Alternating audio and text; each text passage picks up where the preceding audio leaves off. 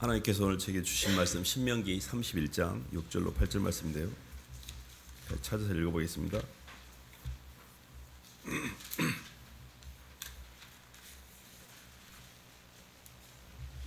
신명기 31장 6절로 8절입니다.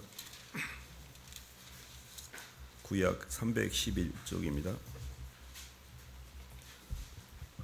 너희는 강하고 찾았으면 구약 311쪽 6절로 8절까지 읽겠습니다. 너희는 시작.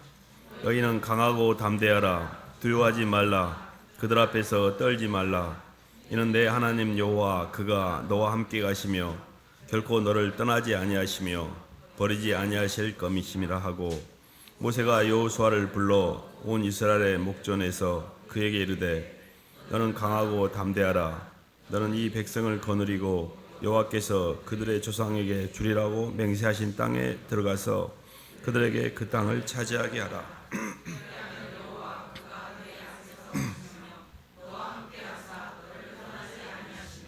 버리지 아니하시니 너는 두려워하지 말라. 놀라지 말라. 아멘.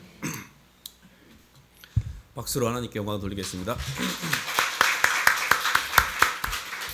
목이 좀 잠겨가지고. 하나님께서 사람을 이 땅에 창조하신 창조 목적에 대해서 성경은 기록하고 있습니다.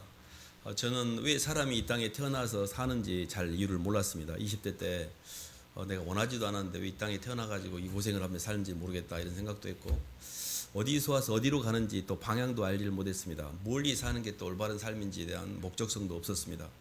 굉장히 막연했던데 그 상황에서 성경 말씀을 통해 하나님이 왜 인간을 지었고 인간이 이 땅에 존재하는 이유와 또 인간이 죽은 다음에 어떤 삶의 결과가 있을지를 성경을 통해서 확인하게 됐습니다. 세상의 어떤 책에서도 이 인간의 시작점과 궁극이라는 끝나는 점을 제게 알려주는 책이 없었어요. 제가 성경을 통해서 발견한 인간의 창조 목적은 하나님의 영광을 위해 인간을 지었다는 것이었습니다. 이게 내 영광이 아니라 하나님께서 하나님의 영광을 드러낼 존재로서 우리를 창조했다는 뜻이거든요. 그래서 하나님께서 우리를 창조하신 목적이 성경에 뭐라고 했냐면, 우리가 우리의 형상을 따라 사람을 만들되 우리가 우리의 형상, 하나님의 형상으로 우리를 창조했다고 말씀하셨거든요. 그래서 우리가 하나님의 형상을 입고 하나님의 영광을 드러내면 우리는 이 땅에 들어온 창조 목적을 완성하는 겁니다. 그래서 하나님의 형상을 입는 게 뭐고 하나님의 영광을 드러내는 게 뭘까, 이런 생각을 해보는데요. 사람이 굉장히 독특한 존재인데 하나님은 영의 영이십니다. 안 보이세요. 변하지도 않으시고 죽지도 않으시고 잠자지도 않으세요. 영이신 하나님은. 근데 사람은 몸을 갖고 있잖아요. 근데 이 물질기를 보면 식물이나 동물이나 이 땅은 땅에 속한 데 형상이라 그래서 이 보이는 세계입니다. 근데 사탄이나 마귀나 하나님은 보이지 않아요. 근데 사람은 독특하게 몸뚱이를 가지고 보이는 세계를 상대하고 영으로 마음으로 보이지 않는 세계도 상대하는, 양쪽을 다 상대하는 중간계입니다. 영계와 물질계의 중간계가 인간계예요. 근데 그래서 짐승은 지 아무리 노력해도 짐승이에요. 짐승이 사람 되는 거 봤습니까? 짐승이 어느 날 사람이 돼가지고 움직이진 않잖아요. 천사나 마귀는 영원히 천사와 마귀입니다. 왜 천사와 마귀가 변하지 않냐면, 천사는 하부 구조이면 체가 없어요. 물론 보이지 않는 체는 있지만 우리가 말하는 이 몸을 바꿀 수 있는 이 땅의 시간과 공간하고 접점이 없다는 뜻이에요. 근데 짐승이나 식물은 체는 있는데 영이 없잖아요. 근데 사람은 몸으로 물질기를 상대하고 마음으로 영기를 상대하기 때문에 사람 몸은 영을 만들어내는 그릇입니다. 영이 담기는 그릇이에요. 그래서 사람은 마귀가 될 수도 있고 하나님처럼도 될 수가 있어요. 그러니까 내 존재가 이 땅에서 이렇게 살다가 그냥 뿅아리는 아무리 지가 기고 날아도 닭밖에 안 되잖아요. 근데 사람은 짐승처럼 사는 사람이 있고 정말 하나님처럼 사는 사람이 있어요. 이 차이를 잘 이해하셔야 돼요. 그래서 사람은 내적으로 하나님 형상을 따라 닮았기 때문에 지정의가 있습니다. 인격적 구조를 갖고 있다는 뜻이에요. 그래서 사람은 지적으로는 자기 의식이 있어요. 자기를 인식하는 능력이 있고, 정적으로는 자기 안의 세계에 충만인지 궁핍인지를 느낄 수 있는 임재 능력이 있고, 바깥으로는 자기를 표현하는 결단의 능력이 있어요. 선택 능력. 그래서 사람은 영적으로 내적인 것을 인식해서 외적으로 표현하여 그 삶을 사는 거예요. 사람의 인생이라는 게 간단합니다. 내가 의식하는 것을 의식하고 그것을 표현하고 그것을 누리는 거예요. 근데 하나님이 우리에게 주신 창조의 목적은 충만이고 밝고 영원하신 하나님의 사랑으로 우리를 채우려고 했는데 우리가 선악과를 따먹음으로 말미암아 우리가 어둠의 상태를 있는 거예요. 그러니까 우리가 말하는 이 자의식이라고 하는 것은 하나님의 신적인 의식이 결핍된 상태예요. 빛의 부재가 어둠인 것처럼 하나님의 사랑이 떠나버려서 인간이 안에 임재 능력을 상실해버렸어요. 신을 의식할 수 있는 힘이 없어요.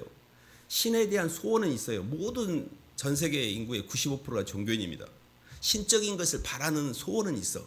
그러나 신을 의식하거나 신을 찾아갈 능력을 이미 상실해버렸어요. 하나님의 영이 우리를 떠났기 때문에, 성령이 없기 때문에. 그래서 우리 마음속에 하나님의 사랑이 느껴지지 않는 이 상태를 우리가 자의식이라고 그래요. 성경은 나보다 먼저 온 자가 도적이여 강도라고 해서 마귀가 먼저 우리에게 들어옵니다. 그래서 예수님의 영으로 우리 안을 채우고 예수님을 의식하고 예수님의 사랑을 의식하고 예수님의 사랑을 표현하고 그 사랑을 누려야 될 우리 존재가 이제 이게 비어버린 상태죠. 갈라디아서 말씀 한 말씀 봐볼까요?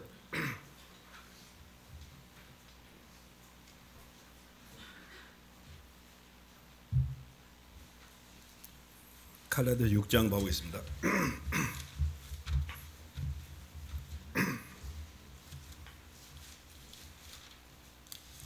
7절 8절 한번 읽어보겠습니다.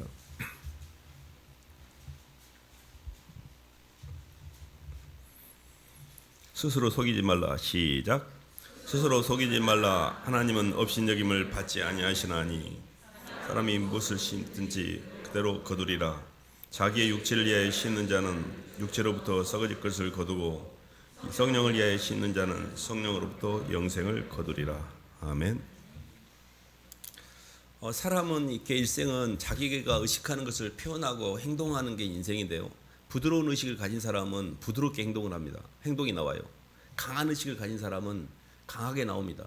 근데 이게 영적인 원리가 어떤 의식을 표현하든지 그 의식된 표현이 나한테 돌아오게 돼 있어요. 이게 우주의 원리예요. 사람이 무엇을 심든지 심는 대로 내게 돌아오잖아요. 그래서 결핍감과 공허와 두려움을 표현하는 사람들은 그게 돌아오고, 사랑을 표현하는 사람들은 사랑이 돌아와요. 상대에게 미움을 표현하면 그 미움은 내게 다시 복수로 돌아와요. 그러니까 우리의 인생은 내가 뿌렸던 것들을 거두고 그것을 누리는 것이 우리 인생이에요. 그것이 인생 후반에 나타납니다. 그래서 내가 이렇게 살아가는 내 인생 자체가 많이 움직이는 운동력이 인생을 결정하는 게 아니에요. 그 운동력은 내적 인식인 영에 의해서 표현되기 때문에 내가 무엇을 인식하고 있냐에 따라 우리 인생이 결정되는 거예요. 그러니까 내가 아무리 열심히 살아도 공핍을 의식하고 두려움을 의식하고 살면 내 인생 자체가 돌아오는 건 두려움과 공핍밖에 없어요. 그러니까 내 의식 표현하는 게 돌아오니까. 그래서 우리에게 있어서 많이 움직이는 것보다 더 중요한 게 영의 세계가 바뀌는 게 중요해요. 근데 사람의 존재가 굉장히 독특한데요. 원래 사람은 영으로 마음으로 실상계인 하나님과 통하게 해놓으셨어요. 그리고 몸으로는 물질계와 통하고 있었는데 마귀가 이 땅에 와서 하늘과 땅의 경계를 닫아버렸어요. 그래서 마귀는 하늘이 없는 존재예요. 그래서 하늘의 닫힘으로 신성의 모든 충만이 우리에게 전달되는 통로가 막혀서 우리의 마음에 주님이 느껴지지 않은 것이 우리에게 지옥이 된 겁니다. 그러면 우리 마음이 열려서 하늘과 땅의 경계만 통과가 돼서 하늘의 신령한 복인 하나님 우리에게 주시고 되는 축복이 내게 전달되어야잖아요. 이거를 해결하기 위해서 오신 분이 예수님이세요. 에베소의 말씀에 이제 그 말씀이 나와 있는데 한번 찾아볼까요? 이 에베소 2장 한번 봐보겠습니다.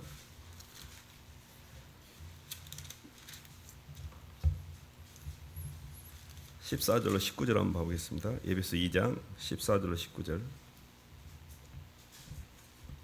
시작 312쪽입니다. 그는 우리의 화평이신지라. 14절로 19절까지 읽겠습니다. 시작.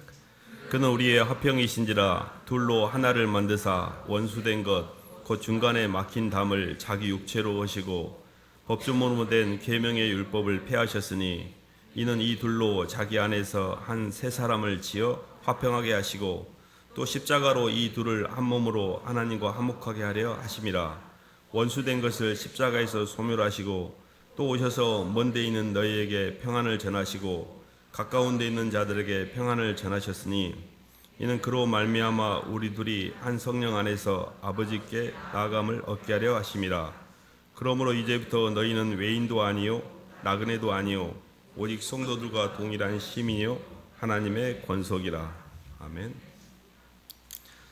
하나님께서 이렇게 둘로 막힌 하늘과 땅을 이렇게 막힌 담을 하시고 자기 육체로 하늘과 땅에 막힌 그 담을 하시고 하늘에 속한 신령한 복이 우리에게 전달되는 통로로서 예수님이 이 땅에 오셨다 했잖아요. 그러니까 마귀가 이 땅에 와가지고 하나님의 영이 우리에게 전달되는 통로를 막았잖아요. 그래서 주님이 우리의 죄를 위해서 십자가에 죽으심으로 그 죄가를 치름으로 우리와 하나님 사이에 맡겼던 죄의 문제를 해결해 주셨어요. 그래서 예수 그리스도를 통해서 하늘과 땅이 다시 교통하게 됐습니다. 그래서 우리에게 중요한 거는 예수님이 십자가상에서 가상칠언 중에 다 이뤘다 그랬잖아요. 다 이뤘다는 말은 이미 다 해놓으셨다는 뜻이에요. 근데 우리가 그 모든 것을 다 이뤄놓으신 주님하고 플러그인만 되면 우리의 삶의 모든 문제가 풀려요. 근데 우리는 주님하고 플러그인이 안 된 상태에서 의식이 안 바뀐 상태에서 몸뚱이가 막 힘쓰고 애를 쓰는 거예요. 율법을 지키려고. 그러니까 우리에게 있어 핵심은 신의식의 결핍, 주님과 내가 연결되지 않는 이 통로가 문제인데 자꾸 나는 그거를 연결하는 게 아니고 내가 노력을 하는 거예요. 막 공부도 하고 막 율법도 지키고 막 봉사도 하고 막 해. 근데 나는 항상 공허해. 항상 나는 뭔가를 또 막 갈증을 느끼고 뭔가 해결해도 뭔가 해결이 안 되고 있어요. 이 문제가 있어요. 이게 뭐냐면 나는 이미 다 이루어졌구나. 신성의 모든 충만 육체로 가신 그분 안에서 너희도 충만하게 됐다 그랬잖아요. 그러면 나는 내 마음이 지금까지 땅에 묻어 있어요. 땅에 이 땅만 보고요. 자의식이 뭐냐면요. 자의식은 나를 의식하는 거예요. 이게 교만입니다. 사람을 의식하는 게 이게 음란이에요. 돈을 의식하는 게 탐욕이에요. 모든 게 땅밖에 없어요. 거기 어디에도 주님이 없어요. 그렇기 때문에 내 자아가 갇힌 거거든요. 시간과 공간 안에. 근데 예수님이 이 땅에 오셔가지고 이미 우리의 모든 죄를 다 해결하시고 하늘과 땅의 경계를 넘으셔서 우리를 하나님 삼층천에 이미 앉혀놓으셨어요. 이게 이제 좀 이해하기 어려운데 하나님께서 창세전에 그리스도 예수 안에서 우리를 택하셨어요. 그리고 우리로 사랑 안에서 그 예수님 앞에 거룩하게 흠이 없게 하시려고 예수 그리스도로 말미암아 하나님의 아들이 되게 예정을 하셨어요. 이는 그의 사랑하신 자 안에서 우리에게 거저 주신 바 하나님의 은혜의 영광을 찬송하게 해서 우리를 만든 거거든요. 그러면 택하신 우리를 택하셨어요. 예정이라고 그래요. 예지라고 그러고. 그리고 때가 참에 콜링을 하셨어요. 그래서 우리가 이 땅에 들어온 거예요. 그냥 우리가 엄마 아빠가 불장난해 갖고 있다가 우리가 이 땅에 들어온 게 아닙니다. 우리가 주님이 우리를 택하셨기 때문에 하늘에 우리의 신자의 하나님 나라의 위치가 있기 때문에 우리가 이 땅에 하나님 백성이 되는 거예요. 이게 빛이고 이게 그림자거든요. 실상이 있기 때문에 현상이 나타나는 거예요. 건축가가 청사진이 갖고 있기 때문에 건축물이 나오는 거예요. 형상의 세계는 청사진에는 원래 실상이 있기 때문에 이 땅에 나타나는 거예요. 그러니까 내가 이 땅에 와서 예수님을 믿고 교회에 편입돼서 성도가 되고 하나님 자녀가 된 것은 하나님 나라의 내 포지셔닝이기 때문에 그래요. 하나님 백성이기 때문에 그래요. 내 원래 이치가 하나님 나라였구나를 새롭게 인식의 틀이 열리는 거예요. 지금까지 나는 누구 아빠의 아들, 누구의 남편, 누구의 아빠, 그리고 뭐 직업은 뭐고 돈을 얼마나 벌고 세상 사람들이 나에 대해서 어떻게 이런 겉사람밖에 없는 거예요. 그 겉사람이 예수 그리스도의 사랑 안에서 새롭게 발견된 내 존재의 의미, 하나님이 나를 당신의 자녀로 택하셨고 하나님 백성이었구나 나는. 그리고 그 하나님이 나를 창조하신 창조 목적을 이루기 위해서 이 땅에 나를 보내셨구나. 이거를 깨달아가는 게 내 의식이 하늘과 연결되는 거예요. 그게 신의식이라고 그래요. 그러니까 예수 그리스도 안에서 발견된 새로운 차원의 의식이 말씀을 통해 성경 말씀을 통해 우리가 알게 된 거죠. 성경 말씀을 몰랐다면 나는 그냥 왜 온지도 모르고 왜 사는지도 모르고 남들 장에 가니까 나도 따라가고 남들 학교 가니까 가고 남들 죽으니까 같이 죽었을 뿐이에요. 어떤 이유도 목적성도 없는 거예요. 의미도 가치도 없고. 근데 성경은 우리에게 우리를 하나님이 당신의 형상을 창조하기 위해서 만들었고 당신의 영광을 위해서 우리를 지었고 우리가 어디서 어떻게 살다가 어떻게 가는지를 정확하게 이야기하고 있어요. 그래서 우리가 중요한 건 예수님의 사랑을 받아들일 때 그때 예수님과 나와의 신적인 의식을 통해 신을 의식하게 됩니다. 예수님의 사랑을 의식하게 돼요. 이제 이게 저희들 영적으로 조금씩 성장해가는 과정인데요. 마태복음 1장 한번 봐볼까요?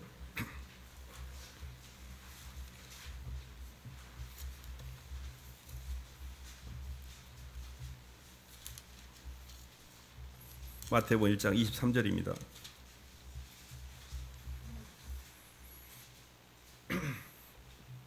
보라 처녀가 시작. 보라 처녀가 잉태하여 아들을 낳을 것이요 그 이름을 임마누엘이라 하리라 하셨으니 이를 번역한즉 하나님이 우리와 함께 계시다 함이라. 아멘. 예수님이 이제 임마누엘 예수님이신데요. 제가 신의식은 임재의식이라고 그랬잖아요. 자의식은 나를 의식하는 거고, 이거는 빛의 부재라는 어두운 상태거든요. 그러면 신의식이 생기는 원리가 뭐냐면, 내 주 예수 그리스도를 내 마음 가운데 영접하면 돼요. 예수님을 내 인생과 인격 가운데 주님 제 인생에 들어오세요라고 기도로 고백하면 들어오세요. 주님을 진심으로 내 삶 가운데 하나님 저는 죄인입니다. 저는 주님 없이는 안 됩니다. 예수님이 저를 위해 십자가에서 죽으시고 부활하신 거 저 믿고 저를 위해서 대신 죽으신 거 너무 감사합니다. 이제 제가 예수님을 제 마음 가운데 제 인격 가운데 기도로 모셔드립니다라고 예수님을 받아들이면, 예수님을 마음 가운데 진심으로 받아들이는 순간에 그때 성령이 같이 들어와요. 이거를 우리가 말씀 세례, 성령 세례라고 그래요. 유대인들은 처음에 예수님이 오시기 전에 말씀 세례, 물 세례밖에 안 받았어요. 그래서 성령 세례를 나중에 받거든요. 그래서 이렇게 사마리아에도 하나님의 말씀이 임했다 해서 가보면 너희들이 성령으로 성령 세례를 받았느냐 이렇게 물어보면 우리는 요한의 물 세례에 말씀 세례는 받은 적이 없다고 그래요. 그래서 그들에게 복음을 다시 설명하고 성령 예수님을 영접하여 성령의 역사에 성령 세례를 받거든요. 우리는 말씀을 듣고 예수님을 영접한 순간에 말씀 세례와 성령 세례를 동시에 받는다고 우리는 이해하고 있어요. 사람마다 말씀은 이해했는데 성령의 임재를 늦게 느끼는 사람도 있어요. 근데 어쨌든 성령이 우리에게 들어온 순간에 마음의 변화가 일어나기 시작합니다. 그렇게 마음이 편안하고 뭔가 느낌이 달라요. 근데 그게 선명하지 않을 수 있어요. 아기가 태어났을 때 아이고 엄마 뱃속에 깝깝했는데 시원하다 이러지 않잖아요. 지는 잘 몰라요. 근데 태어난 거예요. 뭔가 변화가 있어. 그래서 예수님 제 인생에 들어오세요. 주님 없이 저 안 돼요. 예수님은 제 삶의 주님.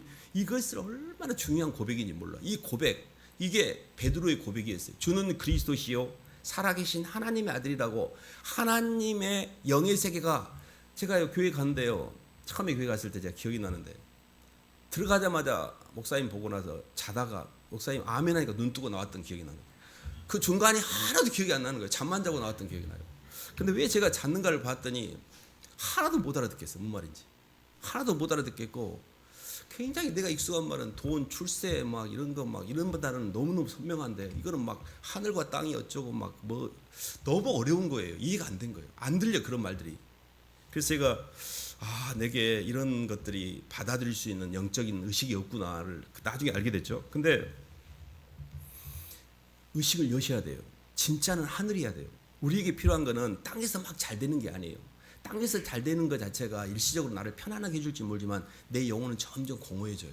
진짜 중요한 게 뭐냐면 하늘을 여셔야 돼요. 그래서 예수 그리스도 안에 있는 신자의 위치가 이미 3층전에 가 있어요. 우리가 봐보세요. 몸은 땅에 있어요. 아직 부활이 안 됐어요. 이거를 부활의 의식이라고 그래요. 예수님이 내 안에 들어온 순간에, 예수님이 내 영을 열어주신 순간에 나는 내 영으로 이미 하늘나라에 가 있다니까요. 그리스도 예수 안에 신자의 있지는 이 땅이 아니에요. 그래서 우리가 하늘나라에서 파송돼 가지고 이 땅에 사는 거예요. 그래서 성경 우리를 대사라고 이야기했어요. 이 땅에 하나님 나라의 대사라고 이야기했거든요. 하나님 나라를 대표해서 이 땅에 하나님 나라를 내가 프리젠테이션하기 위해서 이 땅에 파견된 대사라고요. 나는 이 땅의 백성이 아니에요. 우리는 하나님의 시민권, 우리의 시민권은 하늘에 있는지라 에베소 2장에 그렇게 나와 있잖아요. 그리고 우리는 하나님의 권석이라고 했잖아요. 우리의 본향은 천국이지 이 땅이 아니에요. 그러니까 우리가 이 땅에서는 환난을 당하는 거예요. 너희가 세상에서는 환난을 당하나 담대하라. 내가 세상을 이겨노라. 예수 그리스도 안에서 의롭게 사는 자는 핍박을 받는다고 그랬어요. 예수님의 말씀을 따라가는 자는 세상과 반대를 가기 때문에 사람들이 핍박하게 돼 있어요. 그러니까 하나님 백성의 신분의식을 갖는 게 굉장히 중요해요. 나는 일생 하나님 자녀다. 그러니까 하늘의 의식이라는 게 뭐냐면 하나님이 나를 창조할 때 이미 그분이 나를 당신의 사랑의 상대로 하나님의 자녀로 예정하셨고, 그것이 시간과 공간 안에 때가 차면 이 땅에 들어왔고, 어느 시점에서 교회에 편입돼서 복음을 받아들이고 예수님을 영접하고 주님이 내 안에 들어와서 주님과 내가 이렇게 동행하면서 사는 거예요. 그래서 첫 번째 임재의식, 신의식으로 가는 첫 번째는 예수님을 영접하셔야 돼요. 예수님을 진심으로 내 삶과 인격 가운데 기도로 고백으로 받아들이시면 돼요. 그렇게 어려운 게 아닙니다. 굉장히 사람들이 어떻게 구원받는지를 잘 몰라요. 예수님이 내 안에 들어오셔야 돼요. 내가 예수님을 인지하는 것 갖고 되지 않아요. 인지하는 것은요, 마귀들이 예수님이 오면 하나님 아들 왔다고 제일 먼저 알아봐요. 그리고 벌벌벌 떨면서 나 좀 쫓아내지 말라고 막 쇼부를 보려고 막 이렇게 막 설득을 해요. 이게 뭐냐면 마귀도 예수님을 알아요. 우리가 예수님을 안다는 것과 예수님을 그분을 내 삶의 주체로 내 주님으로 내 삶의 중심에 받아들이는 건 다른 개념이에요. 그래서 예수님 저는 이제 하나님을 믿는 예수님을 믿는 예수님의 자녀입니다라고 진심으로 고백하시고 들어오셔야 돼요. 그것이 첫 번째 예수님을 만나는 거고요. 두 번째 단계가 이제 조금 저희들이 이제 진행하는 단계인데요. 고린도전서 15장 한번 봐볼까요?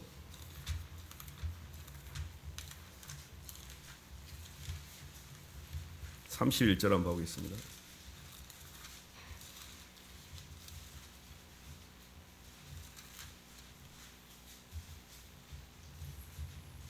형제들아, 고린도서 15장 31절. 형제들아 내가 시작.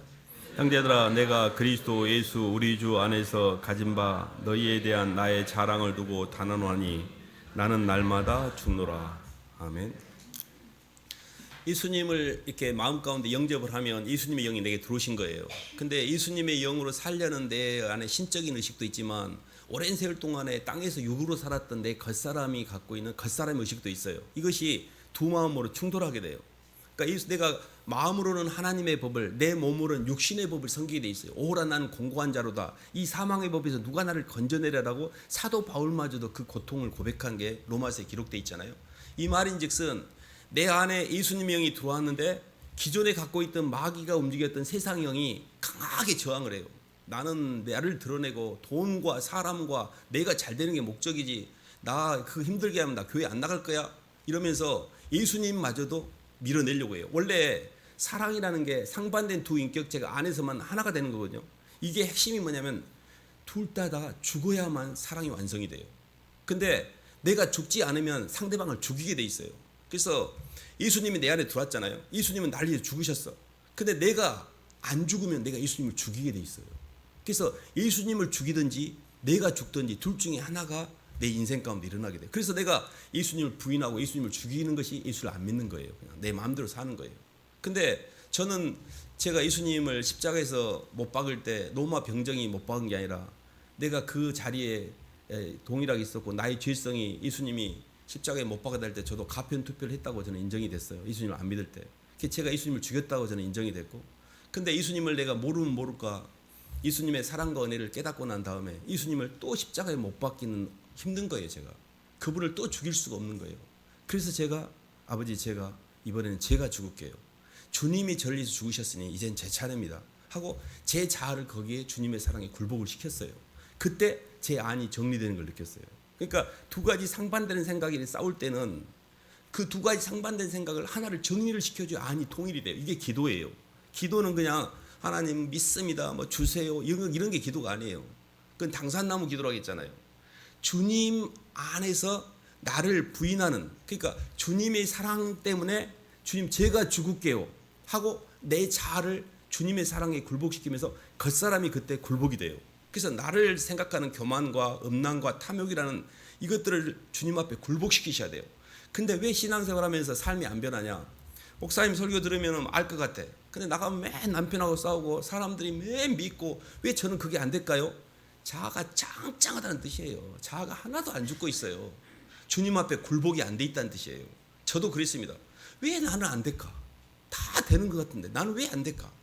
그런 고민을 많이 했는데 제 자아가 굉장히 센 거예요. 아직도 내가 주님보다 세구나. 주님을 이렇게 센 정도가 아니라 주님을 지금 십자가에 오른손 오늘은 오른쪽에 팔에다가 손바닥에다 못 박고 오늘은 왼쪽에 손바닥에 맞고 다 내리는 발목에다 계속 못을 받고 있는 거예요. 주님을. 그러니까 내가 살려고 하면 할수록 실은 주님을 죽이고 있어요. 그래서 제가 깨달았던 거는 이게 안이 정리되려고 하면 내가 죽어야 되는구나. 그래서 저는 사도 바울의 고백이 나는 날마다 죽노라. 그리고 그는 흥하야겠고 나는 쇠하야리라. 주님이 흥하는 게 맞고 저는 쇠하는 게 맞습니다. 주님 하고 제 자아를 처리하기 시작했어요. 그러니까 한결 편안해졌어요. 지금 제 문제였군요. 그래서 이 두 번째 단계 신의식의 임재 단계로 가려고 하면 철저하게 자아를 파쇄시키셔야 돼요. 이 겉사람 예수님보다 더 사랑했던 걸 버리셔야 돼요.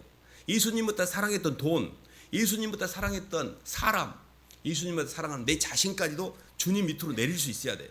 이게 안 되니까 임재가 안 되는 거예요. 내가 이렇게 너무 강한데 나를 의식하고 내 물질을 의식하고 내 사람을 의식하고 이게 너무 센데 주님이 어디 공간이 있겠어요? 내 속에 너무도 많은 내가 있어. 주님 거할 공간이 없다 그랬잖아요. 똑같아요. 진짜 그래요.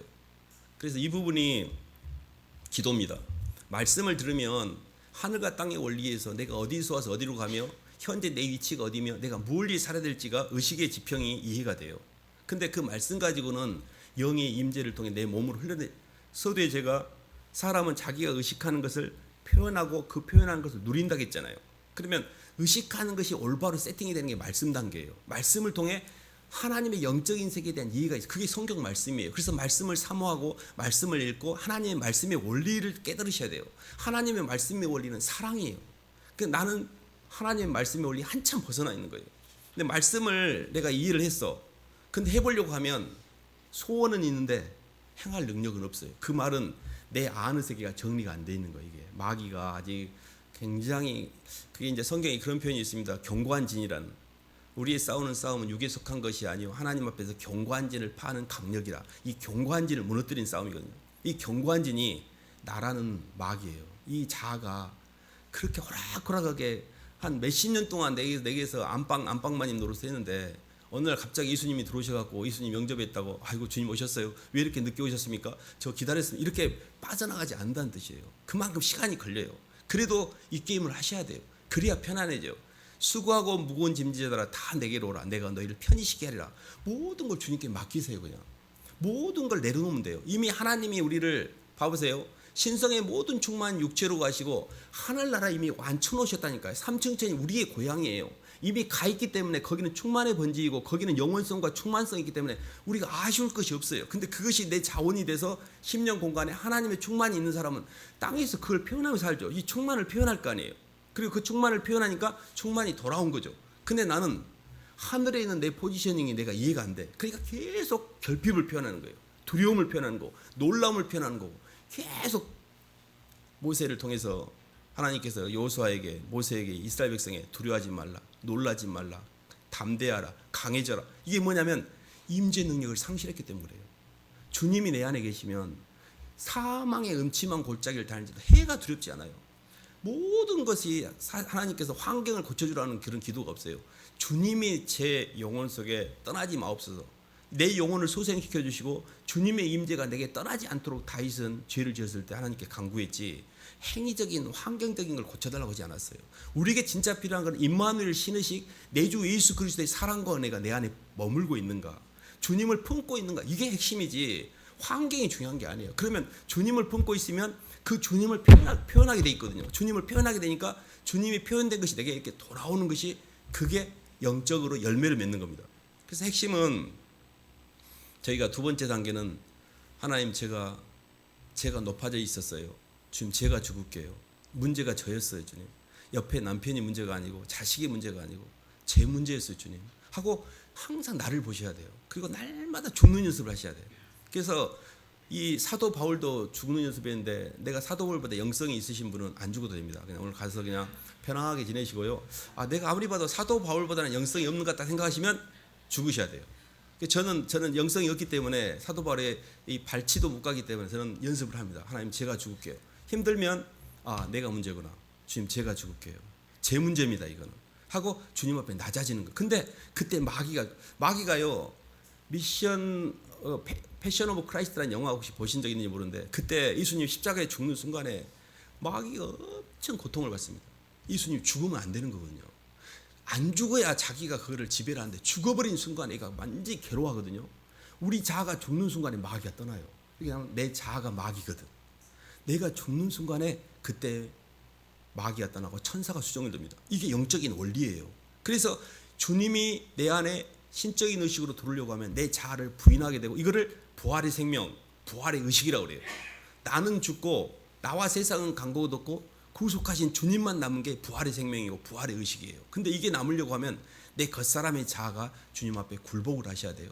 주님 제 생각과 제 감정과 제 욕망이 하늘을 찌르고 있습니다. 제 생각을 주님 생각 밑으로 내립니다. 저는 이해가 안 되지만 주님 뜻에 맡깁니다. 이렇게 생각도 내려야 되고, 화딱질 난다고 내가 화딱질 난다고 주님이고 뭐고 다 없어. 이게 뭐예요? 내 감정을 지금 지가 뭐다고 감정을 막 가지고 한풀이로 하고 성질 났다고 제 마음대로, 이게 지금 하나님이 없다는 뜻이에요. 구조가 없다는 뜻이에요.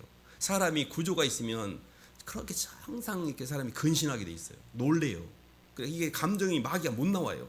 그래서 하나님 앞에 감정도 내 의지도 낮추시는 과정이 두 번째 단계예요. 이게 기도입니다. 기도는 하나님의 사랑을 내 안에서 품고 그 사랑이 정리되는 과정이에요. 그래서 이 기도가 우리 신앙의 이제 두 번째 단계고, 마지막 단계가 이제 신의식으로 하는 마지막 단계가 봐보겠습니다. 고린도전서 15장 한번 봐볼까요?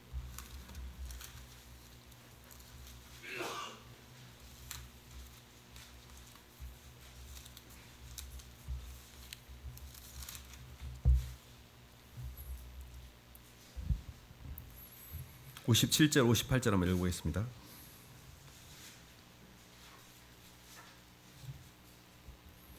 우리 주 예수 그리스도로 말미암아 시작. 우리 주 예수 그리스도로 말미암아 우리에게 승리를 주시는 하나님께 감사하노니, 그러므로 내 사랑하는 형제들아, 견실하며 흔들지 말고 항상 주의 일에 더욱 힘쓰는 자들이 되라. 이는 너희 수고가 주 안에서 헛되지 않은 줄을 알미라. 아멘. 주님의 일에 힘쓰는 자가 되라고 그랬는데, 사람의 인생은 자기가 의식하는 것을 표현하고 그 표현한 걸 누린다 그랬잖아요.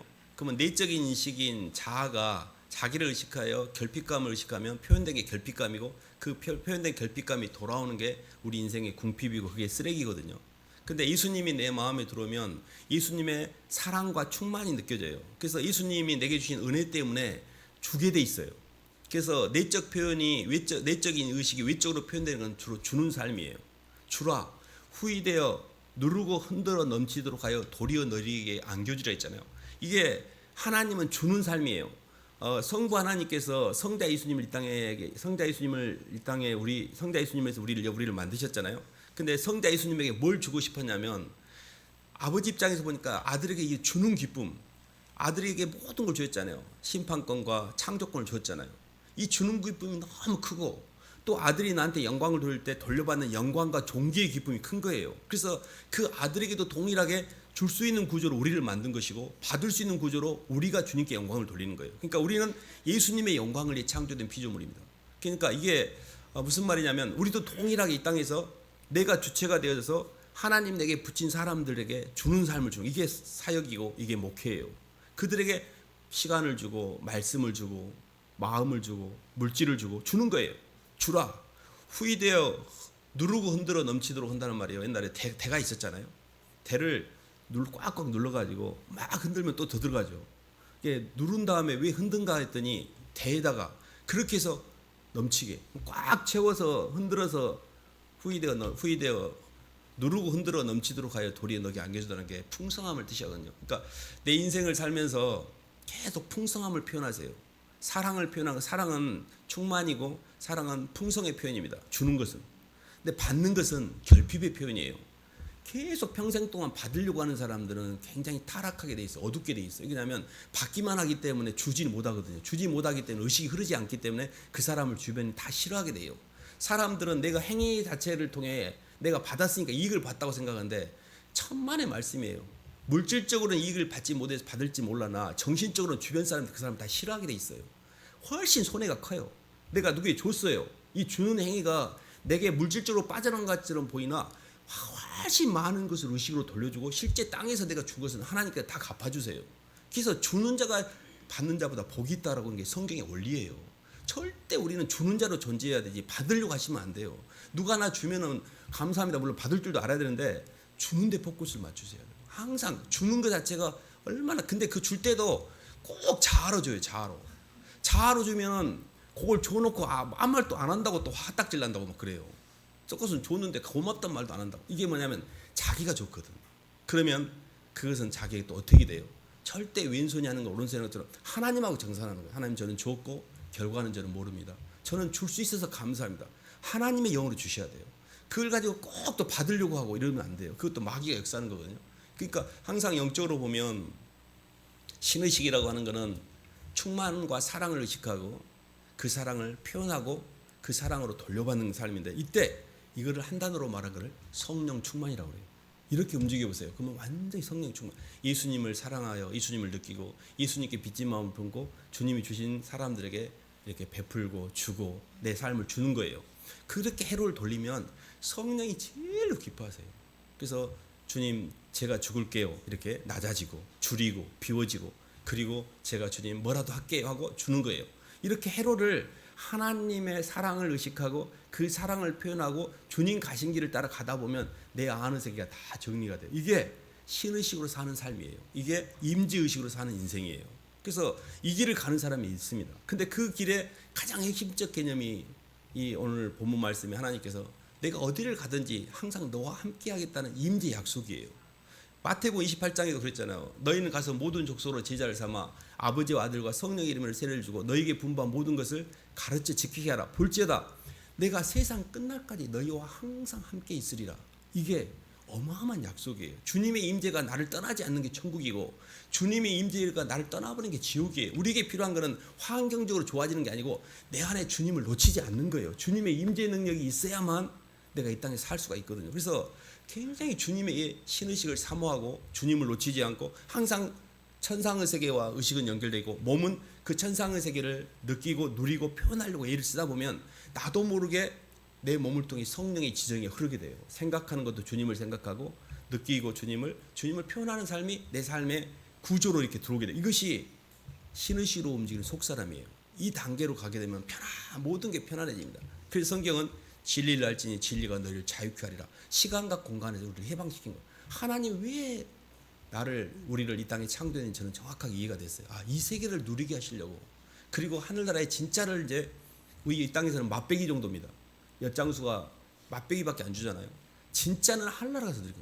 근데 그 맛배기만 갖고도요 얼마나 편안한지 몰라요 이 세상이. 그래서 이 길을 잘 걸어가시기를 주님의 이름으로 축원합니다. 하나님 아버지 감사를 드립니다. 하나님 저희를 사랑하셔서 하늘의 충만으로 채워주시고자 하시지만 아직도 저희가 땅에서 세상 것들을 많이 붙들고 있어서 주님을 많이 누리지 못하고 표현하지 못하고 살고 있습니다. 그럼에도 불구하고 저희를 포기하지 아니하시고 끝까지 인도하시는 주님, 저희가 이 길을 잃어버리지 않고 잘 걸어갈 수 있도록 주님 인도하여 주시옵소서. 예수님 이름으로 기도드립니다.